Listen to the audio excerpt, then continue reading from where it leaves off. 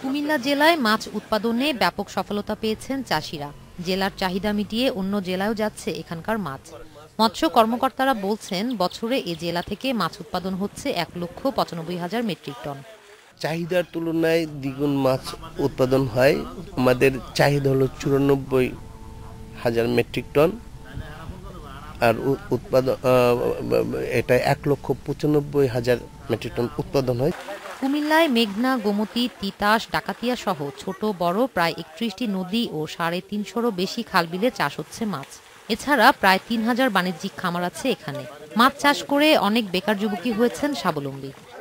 আমি ২০০২ সাল মনে করেন বেকার ছিলাম। আগে ২০০২ থেকে ব্যবসা আরম্ভ করেছি। ফুসকুনি প্রথম একটা ফুসকুনি নিয়ে রুই কাতলা মনে করেন মিরকাই চাষ করতাম আস্তে আস্তে। এখনকার বর্তমানে আমার 10টা ফুসকুনি। 14 বছরে 1 একর থেকে এখন আমার 64 একর।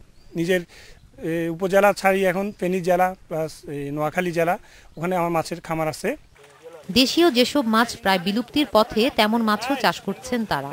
তবে উৎপাদন আরও বাড়াতে সহযোগিতার আহ্বান তাদের। Independent news.